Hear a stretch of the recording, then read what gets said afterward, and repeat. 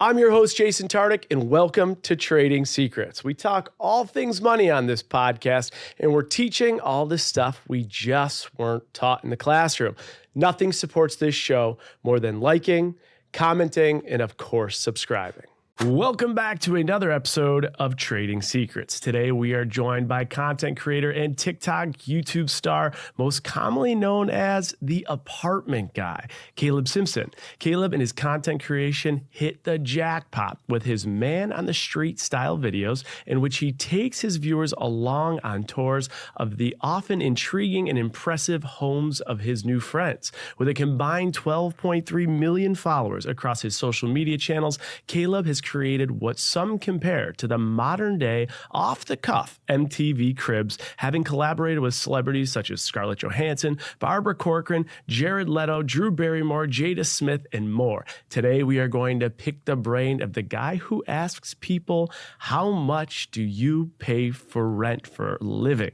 And ask him, how have you done it all? Caleb, thank you so much for joining us on Trading Secrets today. I paid $28.75. $28.75? Yeah. Okay, is that what you currently pay? That's what I currently pay. Mm-hmm. Okay, wait a second.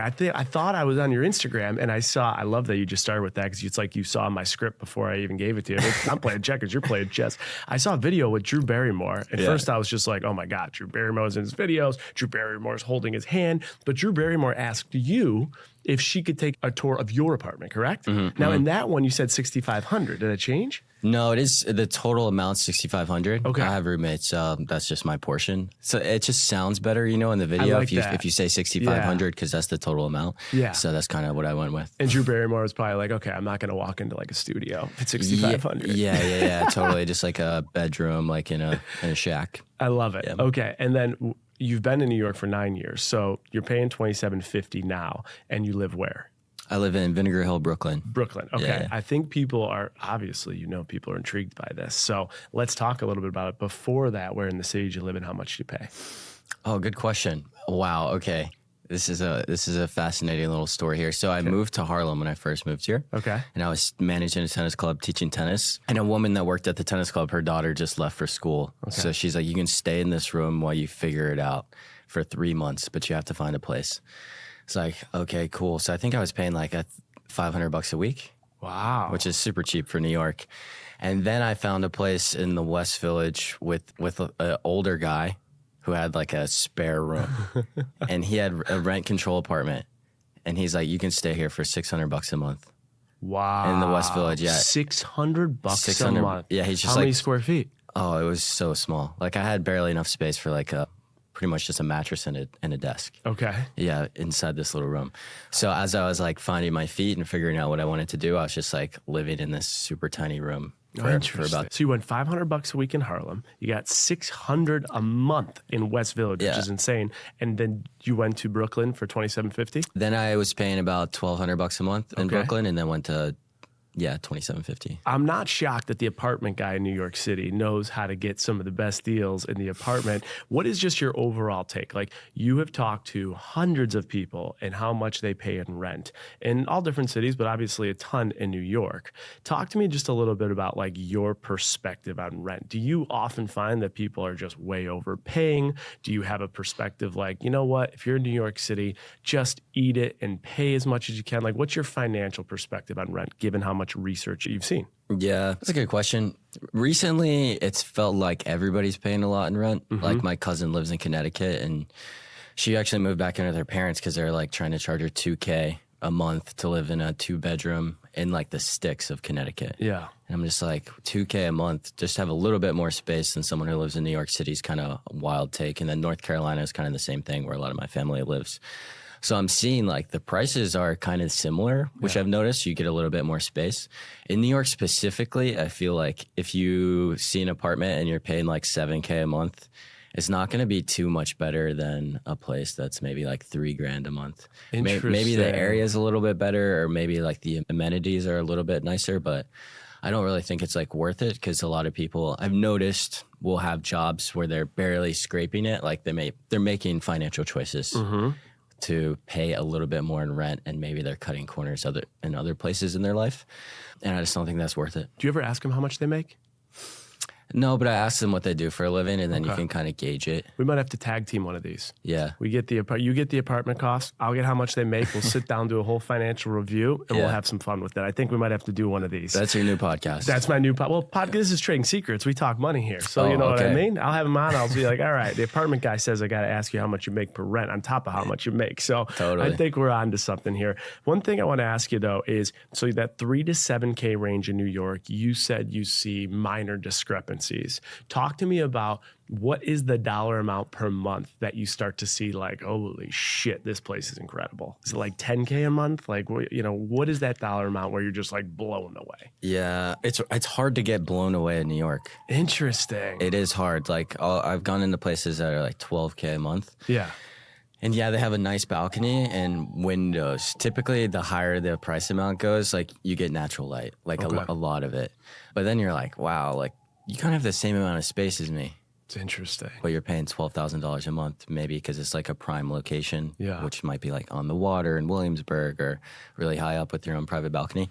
But I would say, yeah, the 15K range, like 15K and up, then I'm like, whoa. Yeah, like once you see that 15K and up, you're just blown away. Yeah, and obviously there's deals out there and places you can find that are unique. Okay. Interesting. I mean, I think the whole thing is just fascinating. I saw Ryan Serhant right now is on his show, and he is trying to sell a 17,000 square foot condo in Central Park for $200+ million. And it was crazy to just think someone would pay $200 million for 17,000 square feet. It's tough to comprehend it, but his strategy and his thought just in that whole process of selling it on the show is he talks about the fact, listen, there's over 3,000 billionaires in this world. I just got to find one of them. So I find the whole real estate game interesting, especially when you collaborate it with people of all different levels and income, and of course, celebrities. And that's the transition I have for you. What I think is really interesting about your story is, like you said, you lived in Harlem. You're a tennis instructor. You had an idea. You just started filming it. It's not like you had this huge platform from a big show or you're this famous actor and then you used your platform. You just started from scratch, moving into Harlem, $500 a week. All of a sudden, you go on your Instagram and your TikTok, and we see Christy Brinkley, we see Scarlett Johansson, we see Barbara Corcoran, Ryan Serhant, who I just referred to, Steve Madden, Dwight Howard, Jared Leto. I saw you do the driving video with Drew Barrymore, Vinny Guadagnino. Like, these are some big, big names. How did you get in front of someone like Scarlett Johansson or Drew Barrymore to get them to come on to your show? Yeah, that's a good question. I'll thank all of you. Actually, first and foremost, thank all of you and anybody else who comes on. I appreciate all of you. You guys have changed my life. Well, I think it's about just creating as much value as possible for the guest and making it as frictionless as possible. Ooh, I like that. And frictionless. I've had a lot of experience up into this series that I've made creating content. I picked up a camera when I first moved to New York and have just been like grinding, figuring it out. I've worked in the celebrity space. I've worked with DJs, like creating their profiles online and like making them famous online. You did this before? Before. Yeah, before. Okay, we'll tap into that because I want to get the answer to this question. We'll tap into that. So I've kind of like gone in and seen what people want and what they need and how to make it easy and fun for them because I'd been in this space and just observed it. So once I kind of like stumbled across this thing that was working really well, I realized like, I just run in with a cell phone. It only takes 25 minutes. We can go in and out, and I know I'm going to get them 20 million views, 30 million views, and it's going to blow their life up for a moment in time, and it's not a heavy ask for them. So once I got that first one with Barbara Corcoran, she actually DM'd me and was like, hey, come over to my apartment. This was like 3 months in. Okay. I realized like I was onto something. That did like 100 million views, and then I was like, okay, That did 100 million views? Across all platforms, yeah. Holy shit. So I was like, okay, I got an awesome case study here. Let's take all the information. Okay, she got about 200,000 followers from doing this video. She got 200,000? Yeah, across her platforms. What? Yeah, and then, she told me, like, I was walking down the street and everybody, I'm in Trader Joe's. Everyone's like, I love your apartment. I love your apartment. She's like, I've been on Shark Tank for 20 years and you only know me from my apartment now. Like, this is insane. So I kind of, like, took all this information and I started pitching everybody else. Then they're like, who else have you worked with? Like, yeah, you just worked with Barbara, but who else have you worked with? Because people don't want to. Of course, they want more credibility. Yeah, they want more credibility, risk your brand. So it's just like, I mean, working as hard as I can to get in front of people. You know, like Vinny, for example, I saw he's on TikTok. Anyone who jumps on TikTok who's a celebrity or a well-known person, I'm like, okay, they're playing the game. And if they're playing the game, there's a chance they'll play with me. Interesting. So when you say this, just so people back at home can understand that, they're playing the game. What you're saying is the person's a celebrity, they got money, they have success, and they're willing to go on many platforms like TikTok, even if it's not like cool or they're too old or whatever, to continue to grow social media. So you're seeing that from a business perspective is they clearly have a massive interest in growing this social media platform. Bingo. Okay, got Bingo. Ding, ding, ding. So I saw Vinny jumped on, and I didn't even know he lived in New York. So I just like gave him a follow, and then he followed me back, and then I just like shot him a DM over TikTok DMs, which is funny. Then he's like, yeah, let's do it. Same thing with Dwight Howard. I saw he jumped on, so I was like, let me message him. So I'm paying attention to who's jumping on the apps, and then getting into them early. Because I know they're going to be overwhelmed with everybody trying to like make videos with them, et cetera, et cetera. So that's just kind of started to like snowball and create a back catalog. And now it's easier, but it's still challenging. As you know, running a podcast, it's like getting guests is. It's always, especially the big thing too is I think, you know, we're doing audio. Obviously there's video here, but the idea of like actually filming everything with a celebrity, they only have so much time, like a Dwight Howard, and their time's extremely valuable, like a Drew Barrymore. So you got to make it worthwhile. So your whole pitch to them is, hey, this is who I've had on. These are the followers. These are the views. We'll customize it to you. One word you said was frictionless.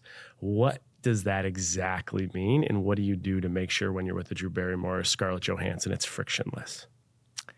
Yeah, so it's really 3 steps and all filmed on a cell phone. So you see right now we have it's all filmed on one cell phone. One cell phone. You know, we're on this podcast. I see 4 lights, 3 cameras. Yeah. There's a man running it behind here. There's a whole screen. And where we won't get 100 million million views. I promise that. Exactly. So this is a whole big setup when not 100 million views. Yeah. So I just show up with a cell phone. I'm like, we're going to do one walkthrough.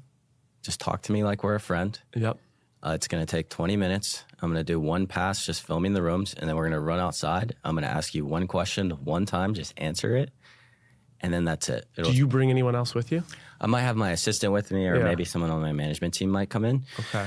Yeah, so we just try to make it as quick and fun, and I want to make it fun too. Like frictionless and fun. So a lot of times people leave like that was just easy and fun. It was like I was chatting with a friend. I didn't have to like sit down and get mic'd up and all these different things. So since I've been in media for a while, I'm like, what can I remove to make it more fun for them? They're on these media tours all the time. All the time. So like, how can we remove these layers to just make it more seamless? I do, like when I have someone who's just coming out, like, you know, the Bachelorette Jen right now, she's doing press everywhere.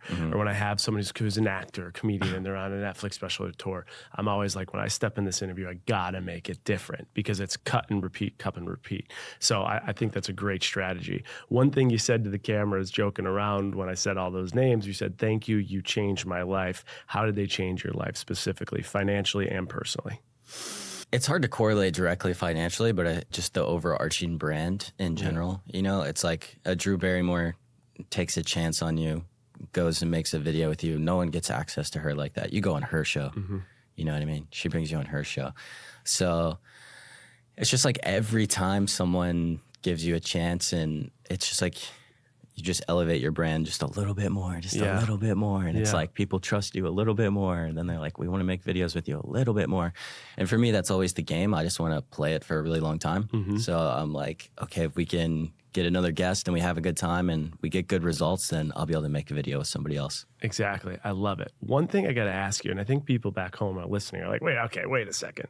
You got a phone and you're doing these apartment views, asking what people make. I'm going to do it. So obviously a huge differentiator for you is that you have this massive celebrity base and you got 12 something million followers, 12 million plus across all platforms. Those are huge differentiators. But when you're going through this, obviously you're very strategic. When you talked about making other people famous online, you obviously have some very good things that you can execute. But what do you do to differentiate so that it's like you're the apartment guy and it's not the next person who's the apartment girl or guy? One thing is I've been making videos for almost 10 years in editing. Yeah. And in short form videos before it was even a thing, I was doing like vlog Instagram stories when Instagram stories rolled out, and just storytelling in and of itself.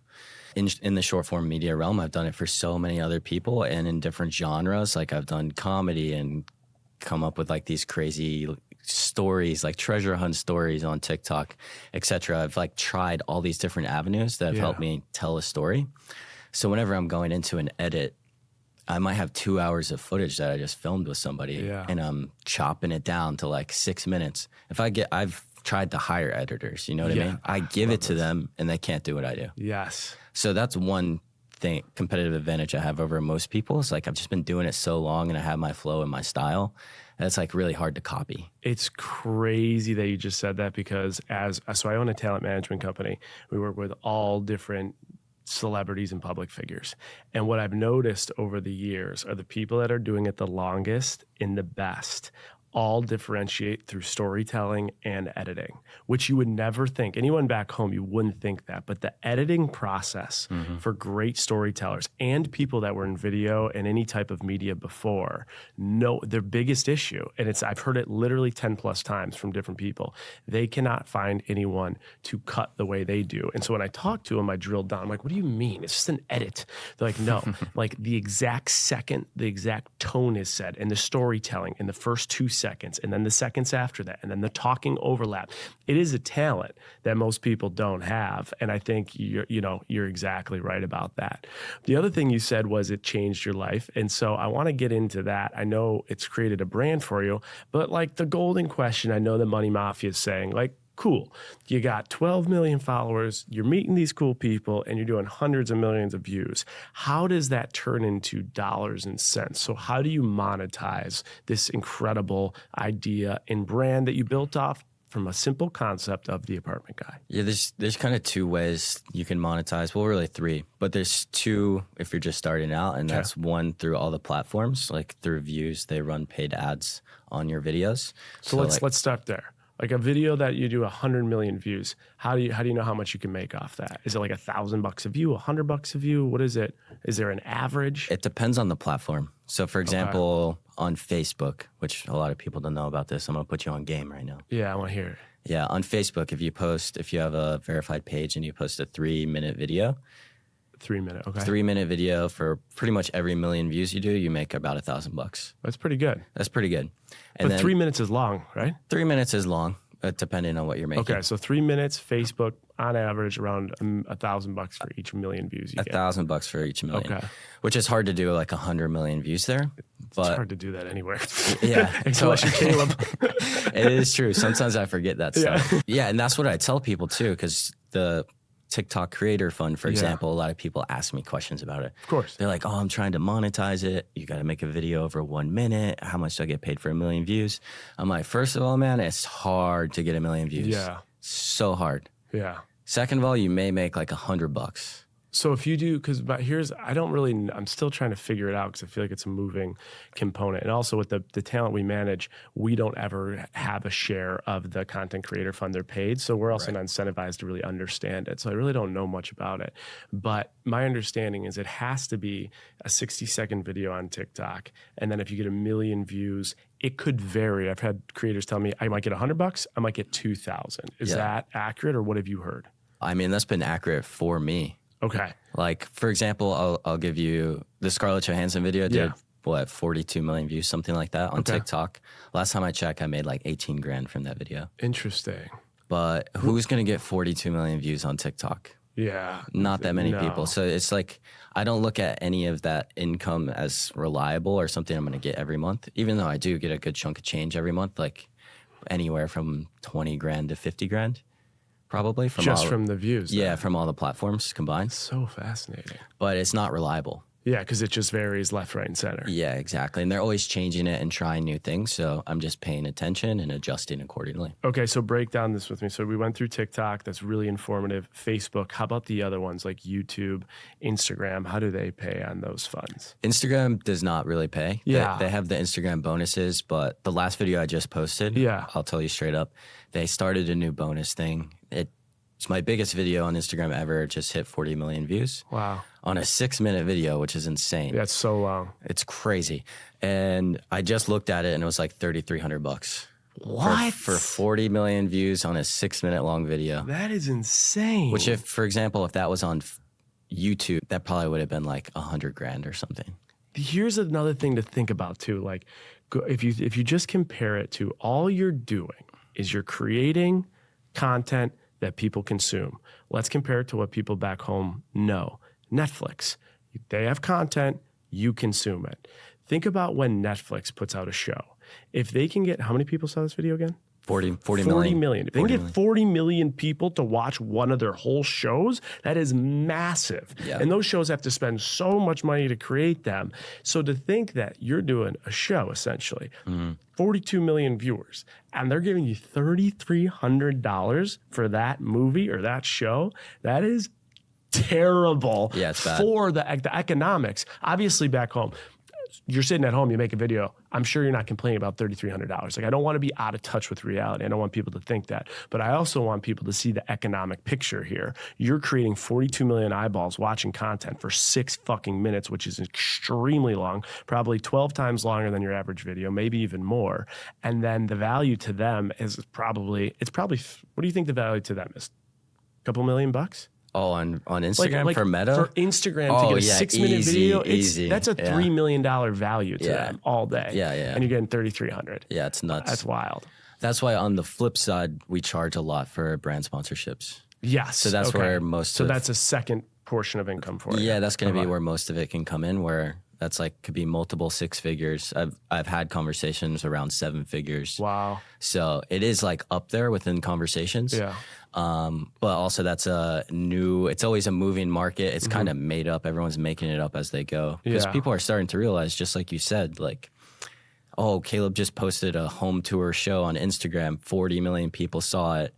The proof is in the analytics, and it was 6 minutes long. What's the difference between Netflix and that? Yeah. How much is this worth? Oh, wait.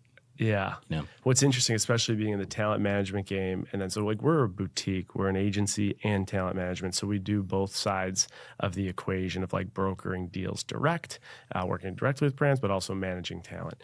And so what's interesting is when you see new industries come along, you see efficiencies put in place, and then you usually see a squeeze, right? Like people are making less. And what's interesting is that the longer this industry is around, you're actually seeing the opposite of a squeeze. You're seeing the talent and you're seeing people make much more, and the deal sizes become greater and greater and greater. And I think one of the biggest things about content creation is that forever, marketing and media was always B2B. Like this business buys that billboard from that business. This business buys that magazine cover from this big media company.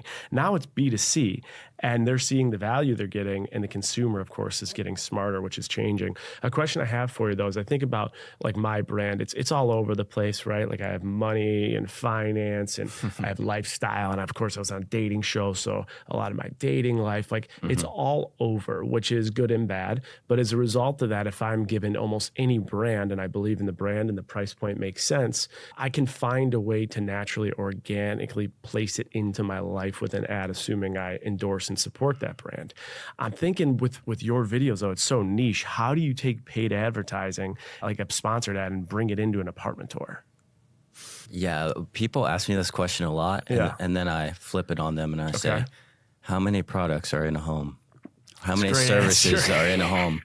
Every single one, because that's where we reside. That's where we spend most of our time. So the answer is that, and that's what I always bring it back to when I talk with brands. I'm like, every product or service is used inside a home. So then how do you, suppose I'm looking at Jared Leto, you're doing Jared Leto's home, and then you want to do an ad for, I don't know, I'm just making this up. Let's call it White Claw. Again, I'm making this up. This doesn't exist. You do the ad for White Claw, you open his fridge, there's White Claw in there. Yeah. Do you have to strategically like cut out a portion for Jared Leto? Like when you work with other people and it's their apartment, do you just give them a small fee? What's that breakdown look like? Great question. It depends on the deal. Okay. Number one, so far, any brand that I've worked with that has involved a celebrity, they've brought the celebrity in. So that brand's cutting the celebrity, whatever their cut is. Oh, cool. I don't even see that side. I don't even know what they're making or anything like that. So real quick, just so people back home understand that, in this example, if White Claw is doing the deal with you. Simultaneously, they're doing the deal. Again, this is all made up, hypothetical. They're simultaneously doing the deal with Jared Leto, and they say, Jared, here's the deal. It's White Claw. You're going to be working with the apartment guy. We're going to do this in tandem. So they'll do Caleb two Simpson. separate deals. Caleb Simpson. Yeah, I keep saying the apartment. I love that. I love the apartment guy. Caleb Simpson. Let's keep putting the name out there. Yeah. So that's how it'll be structured. Totally. Okay, gotcha. Interesting. So you said there's 3 ways to make money. There's obviously the creator fund. There's paid ads. What's the third way? The third way is that you can launch your own products like Prime with Logan Paul or countless examples, Mr. Beast with Feastables. Oh, yeah, it's nuts. That is something I've not jumped into yet, nor I probably won't for a while. Okay. Interesting. But one thing you did jump into, I believe, through the research I saw, was you had some type of involvement with the NFT startup world, and I think it was called NFT Now. How did that go? Did you make a couple bucks off it? I know the NFT game has changed dramatically. There's been a lot of ups and downs and more downs as of lately, but what did that look like when Everyone's you going to started think I'm a scammer now.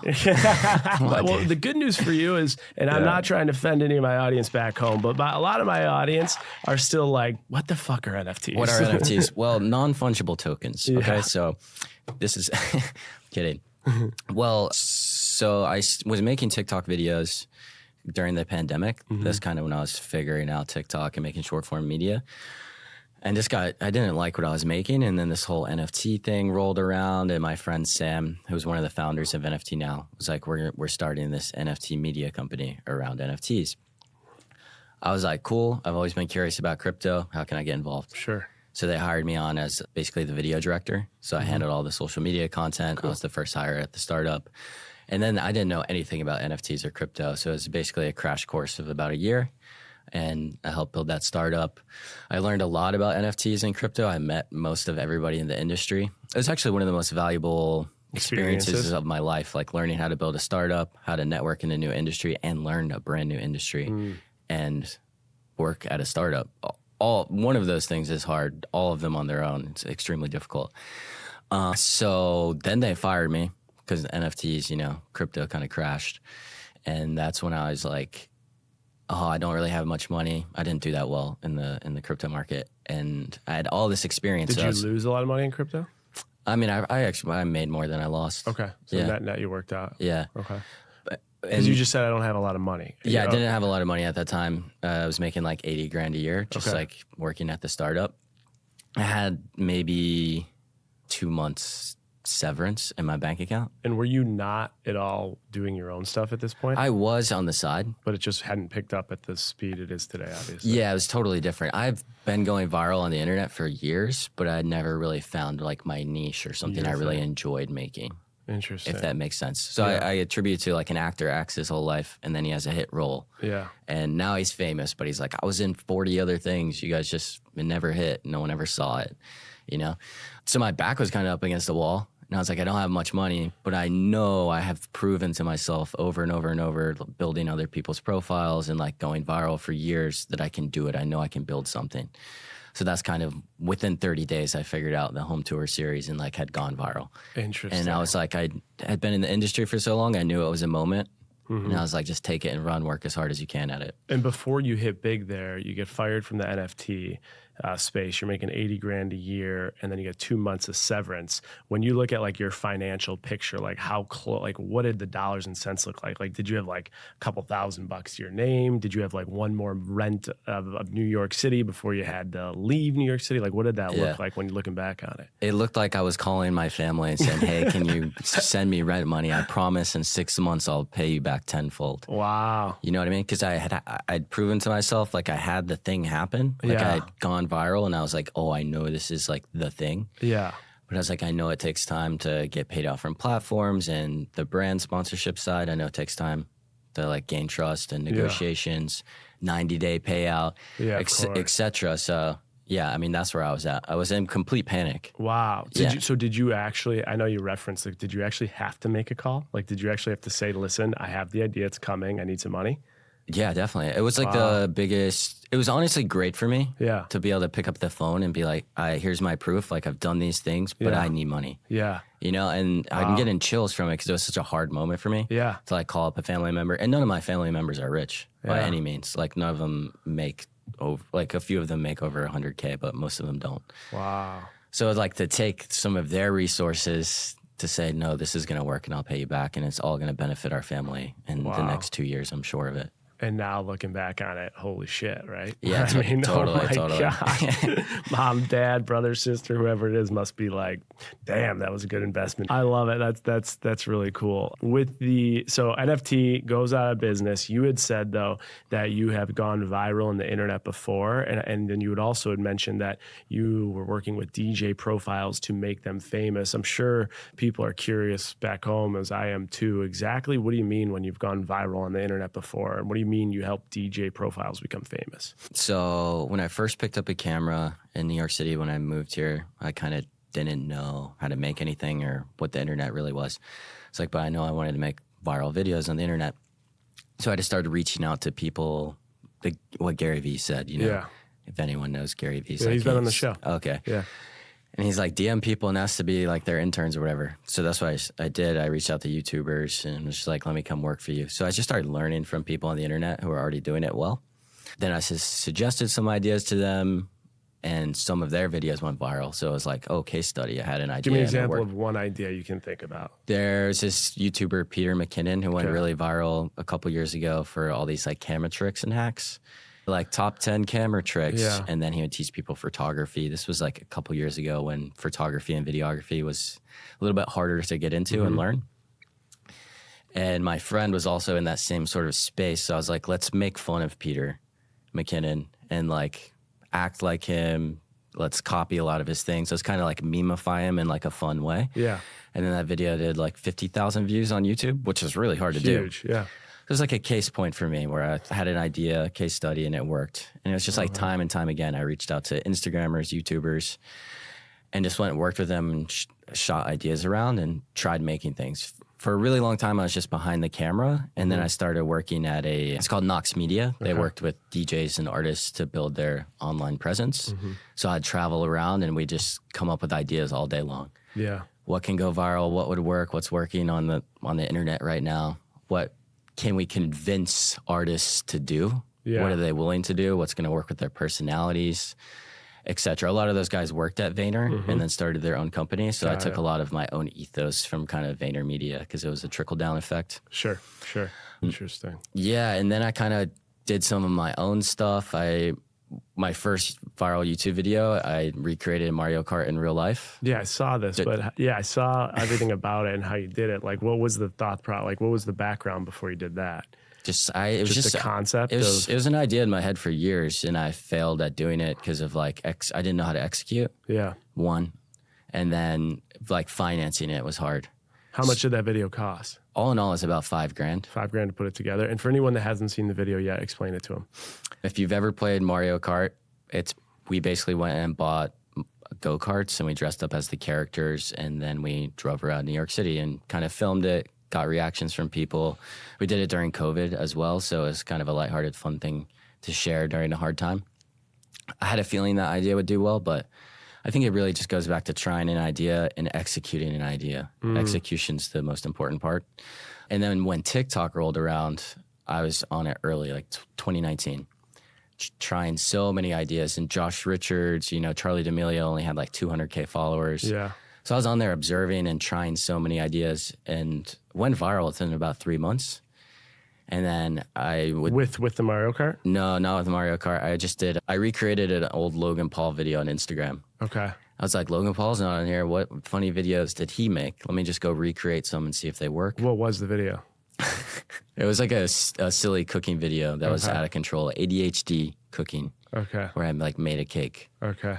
Yeah. Then I was doing like Mentos. I feel like I could do that because I have ADHD and I can't bake. So I don't even know what the video is, but I feel like it'd be a shit show. Yeah. So really it was just any idea we could think of. The biggest takeaway from all of this was we went on the app and we would take the top 20 viral videos at the very beginning and we'd analyze all of them and think, why did they go viral? And let's break it down. So we'd write it out, each video. And then we'd go recreate it and try to 10x the idea.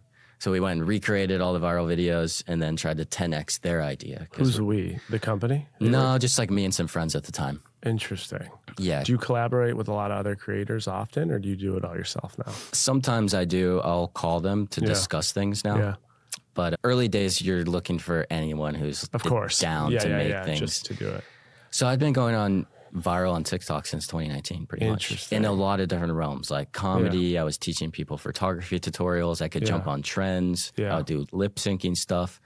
So I just proven to myself I can go viral in any genre, but I didn't really enjoy any of those genres. I was like, how do I make something that I can sustain for 10 or 15 years? What do I enjoy doing? You know? You talk about 10 to 15 years. You've already mentioned like negotiating 6-figure, and even like you've sniffed or seen at least what like 7-figure structures look like. We talk about the creator fund a little bit at the 20 to 50K all around, just based on how things are performing. What is the 10 to 15 year plan? Like, do you have a goal? Like, I want to make $10 million, or I want to retire by an age. Like, when you look at the financial aspect of going from asking family for rent to then grossing millions of dollars, what is the big picture? Like, what's the dream for you, for Caleb? I'm inside the dream. I like that. Yeah. One big reframe for me is like, everyone says, well, what do you want to do? Yeah. Like, do you want to be an actor? Do you want to host a show? Do you want to work with celebrities? Do you want to make millions of dollars? Do you want to make $100 million? Yeah. I'm like, I'm doing everything right now that will be applicable to all of that in the future. So I know that's a roundabout answer, but I don't really like to think about it in the sense of am I going to be in a movie in 10 years when I was, in a movie 3 weeks ago? To some capacity. Okay.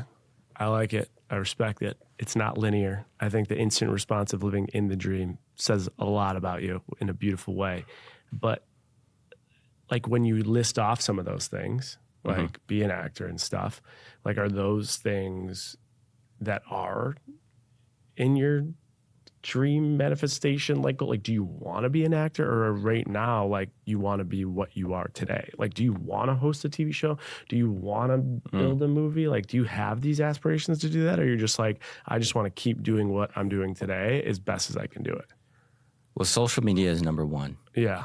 So doing what I'm doing right now, the best that I could do it is for sure number one, and not get shiny object syndrome, which has happened to me time and time again. It happens to everybody. Everyone back home has shiny object syndrome. It's like, opportunity here. Let's go become that. And I'm like, wait. And then you just there's never a definition for enough. Right. And then you're lost. Yeah. Right. So I just try to use other people as case studies. Like Joe Rogan did, Fear Factor for so many years. I don't think people remember that or think about that. And it's like, what was he building behind the scenes that no one saw or talks about? What was he working on behind the scenes? I think about that all the time. While he's running his show. So I'm like, I have this super popular thing, and it's building a brand name for me. I'm getting to practice being a host and meeting people and building a brand and all this. So I'm like, this is number one. Don't lose focus on this. Yeah. And then number two is just becoming a better entertainer in general, always. Because I'm like, if I'm not improving as an entertainer, then I'm moving backwards. People are going to catch up and pass me. Yeah. Or everybody's on their own timeline, but I mean, every 17-year-old's gunning for me. Yeah. Oh, 100%. Gen Alpha's coming in hot. Yeah, for sure. And I'll tell you this too, when we talk to these brands a lot, I am blown away at the way these brands are targeting Gen Alpha. So when they're casting for new deals, big paid opportunities, like, we need Gen Alpha following, Gen Alpha. So yeah, that's a good point. Yeah. And then I'm in this big stage where I'm playing a lot in different realms to like see what I really like. That was like the biggest thing for me on social media was I've gone down all these paths and then turned around and came back. I was like, do I like sketch comedy on the internet? Not really, because I don't like sitting at home all day in a dark room behind lights making up stories. Like, that's not that fun for me. So right now I'm running down different paths and seeing what's down there. Okay. Like, for example, stand-up. Yeah. Like, I've been doing some stand-up. I've been writing jokes, going to classes, et cetera, et cetera. I just want to see what it's about. I want to see what's standing on stage. What's that about? So I'm running down a lot of different paths behind the scenes to see what I enjoy the most. How many hours a week do you work? All of them. Yeah, I was going to say. You seem like I didn't want to say workaholic, but it seems like work's it. Yeah, it is it, because I want to be I want to be done by the time I'm 42. Like, you want to be retired. I just want, if I want to step away forever, I can. Why 42 is pretty random. It's just in 10 years. Oh, okay. Got it. 10 years, you just want to be done. Yeah, if I want to be. Interesting. So, and when I first moved to New York City, I always told myself, I just want to come here so I can go home. Like I want to accomplish everything I want to accomplish so I can just go hang out with my family. Okay. Spend time with my family and my friends. So with that in mind, I'm like, it's giving me chills thinking about it. I'm like, what do I need to do today to accomplish everything I've ever wanted to do? Okay. And just get it done. Just go out there and get it done, and then just like get back and hang out with your fam. Okay, then just give me, and we're wrapping up here. I'll have to get a trading secret from you in a minute here, but give me like a day in the, like an average day in the life. What is an average work day? It sounds like every day is a work day, but what does an average day in the life look like from waking up to what you do to go into bed? This is so lame what I'm about to tell you. No, I want to hear it though. I'm curious. Yeah, well, I get up and I jump in my cold plunge. What time you wake up? It depends on where I'm at in time zones. But typically, on average, you wake up at? It's 7 a.m. 7 a.m., cold plunge. That's the most influencer thing I've ever heard. Yeah, the most influencer thing every day in the world every day. You cold plunge every single day? Every day. Every day? Every day. For how long? It's been almost 2.5 years. You haven't missed a day? I've definitely missed some days. But majority of the days you're cold plunging? Majority of the days You're I'm cold plunging. You're a fascinating human. Yeah. Okay, so you cold plunge, then what? Then it does depend on the day, but I do try to get outside and exercise. Just get outside and exercise. Yeah. And then I come back and just immediately work on an edit to post that to get it live. Then I'm going to go film probably somewhere, whether it's this or I'm going to go film a home tour video or YouTube video, etc. Then there's a lot of meetings and phone calls. Most of my life is producing, to be honest, where I'm like, what's the next home we're getting into? What's the next video we're going on? What am I going to film? What do I want to film? So like producing in advance? In advance, yeah. How many hours a day do you spend on that? That's most of my life. Like there's always messages flying. In between this, I'm messaging people who have hit me back from like 6 months ago. Or I'm following up with people like, hey, you said you wanted to do this. Yeah. Is this a good time? Okay. You know what I mean? Do you have a team that helps you? I do have an assistant, yeah. That's it, but that's it. Just you and an assistant. And my management team. Okay. And they help to some extent, but the biggest lesson I've learned in all this, no one's going to do anything for you. You got to do it all yourself. That's fucking true. So I'm like, true. It doesn't matter who I hire. Like, I got to be on it. Yeah. So that's typically happening. Then the post goes live. Then. Do you post every day? I haven't been every day recently, but it's maybe 4 to 6 times a week. And when do you go to bed? 11. And you're most of those hours in between 7 and 11, you're working? Yeah, because once it's nighttime, then I'm working on continuing education. So I might be in a class somewhere or working on something else. Wow. Yeah. What do you eat? Which is exhausting. Do you have any like weird diet things? I get all my meals sent to me. Okay. It's called Thistle. It's like a vegan. Yeah. Are you vegan? I'm half vegan. Everybody hates when I say that. Yeah. But most of my meals are vegan, and then I might like eat out one meal. Okay. Quickly. So every meal is meal prepped. Mm-hmm. They're all sent to you. Mm-hmm. You'll eat once a day or once a week. You'll eat out, and you cold plunge every day. You're working all day. What do you do for fun? I like to play games. Okay. So like basketball, paddle. Okay. Go for a run. Activities. Yeah, activities. I mean, I used to party a lot. Yeah. So that would be my quote unquote fun. But you're done with partying? For the most part, like 2-3 times a year now. You only party 2-3 times a year? Yeah. Fascinating. How do you, in New York City, it's a big dating culture to like party and stuff. Like, how does that area of your life work? Well, it was funny because when I was dating, I stopped going out for drinks. And then I realized anyone who wants to go out for a drink, since I don't do that anymore, does not align with my core values. So I don't want to go out to drinks with them anyway. Interesting. Why? Because if that's their first gut reaction to a first date, then that's their first gut reaction to any activity or excitement in their life. Can they think outside of the box to go do something exciting? Like I wanted to go do something different that's going to get me my gears grinding. Interesting. You know what I'm saying? So it's just like an easy, like, yeah, let's go get a drink. And I'm like, it's kind of boring. Yeah, I think people that get to like do the drink thing, and it might be their I'm just thinking right now, full speed. They're probably stimulated by conversation, where you might be stimulated by the creative idea of like exertion in different areas. Yeah, or just a different activity in general. If every girl's going to get a drink, then there's like a standard format that happens every time. I've gone on a first date and I've gone shopping for their groceries. And that's been a first date. And it was awesome. It was hilarious because I'm figuring out what she likes, and then she's figuring out what I like, and she's in a realm of a habit of her life that's real and happens all the time. So you get to really see a real side of somebody right away. not this like fake thing that's developed on a first date. It's harder to convince people to do these things. I will say your success rate's going to be way lower. If you're like, let's go shopping for your groceries or do your laundry, they're going to go, ha, ha, ha, next. Yeah. Next guy. But the person that does, you're probably going to have a lot more fun with. what's the most random idea that someone's asked you on a first date, like to do? Like you said, you offered to go grocery shopping. What's like the most, let's just do this. Other than grocery shopping, what's the most random, creative first date you've ever done? That's a good question. I don't know. I met someone at the top of the Empire State Building. Just to be. Yeah. It feels like rom-com-y. It does. It's like, that's fun, you know? But I have a girlfriend now, though. Oh, you do? I have a girlfriend, yeah. And so does she mind that you work 24/7? She's a Broadway actress, so she works 28/7. Yeah, what show? I mean, she was Glenda in Wicked. Wow. Mackenzie Kurtz, shout out. Wow. Yeah. She just closed the show. That was the Heart of Rock and Roll. Wow. We'll have to have her on. I'm obsessed with Broadway. Mm-hmm. Interesting. You are a fascinating man. And if I had to like summarize you in one way, it's like this is the box and you won't even fucking look at the box. You are thinking so far outside of it. Let's end with this last question. I'll get your trading secret, especially being TikTok is a huge part of your life. It's a huge #1 social media. You hear all the rumblings about the TikTok ban. Do you have an overall take on it? If you have the crystal ball, do you think it's banned? What's your overall perspective? My take on the TikTok ban is as follows. Let's hear it. If it gets banned, you have more opportunity because all the attention and brand dollars are going to explode somewhere else. And then there's your real opportunity to really have your moment, especially if you're a new creator. So it's like the other platforms you should be focusing just as much on. Yeah, I agree with that. All your years experience, your storytelling, your editing, your focus, your research, your production, doesn't matter what platform, you'll find a way to do it. Yeah. And I completely agree. Do you think it will get banned though?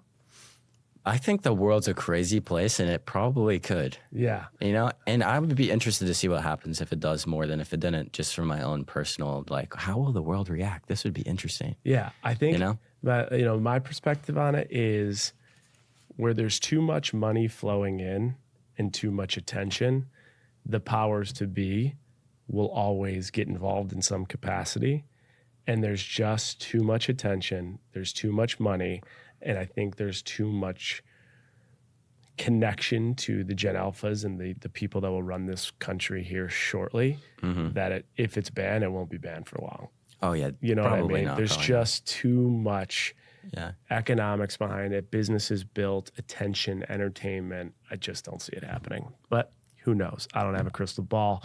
If I did, I don't know. I probably actually still would be here because I, too, am in the dream. All right, Caleb, let's do this. Let's wrap with your trading secret. I mean, you've dropped about 75,000 of them here, but it's one trading secret that no one can get other than your career experience. It could be a financial trading secret. It could be a life trading secret, a business navigation trading secret, literally anything. It's just unique to your experience, where you've gone and where you are. I would say be as cringe as possible. That... I would expect no other trading secret but that. I can't let it end. Why? Because over the cringe is everything you ever dreamed. And you in your own head will always be telling yourself, I'm bad, this isn't good, oh, I'm terrible, I'm not funny, I'm not good looking, etc. And that's all in that cringe phase. And maybe your friends will say the same thing, but just lean into that cringe because that's what makes you unique. And then the most like diamond in the dust pieces of you will explode out of that cringe. I fucking love that trading secret. I can't tell you how many times I've heard people. I always like to play devil's advocate. Say, suppose I'm at a dinner and we're talking about business or what someone's doing and someone says that's cringe or that I can't believe that person, they're cringe. I will always jump down their throat because I often find more often than not the people are saying that something's cringe are they have some kind of envy of that person, whether they just don't have the chops to do it themselves or they kind of wish they had what that person's doing. I always challenge it because yes, there are some things that are cringe, but I think majority of people judge. And I think the fear of someone thinking that you're cringe for doing something you're doing puts us all in those boxes, and clearly boxes are not your thing, and it's worked out for you. So, Caleb, where can people, if they haven't seen your content and everything you have going on, where can they find everything you got? Yeah, everything online. If you just type in the apartment tour guy, you'll probably find me quicker than my handle, which is at Caleb W. Simpson on all socials. Caleb W. Simpson at the apartment guy, all the things. Go find him. Caleb, thank you for one of the most unique interviews on Trading Secrets. Thanks for being on. The word unique's funny. Yeah, that's good.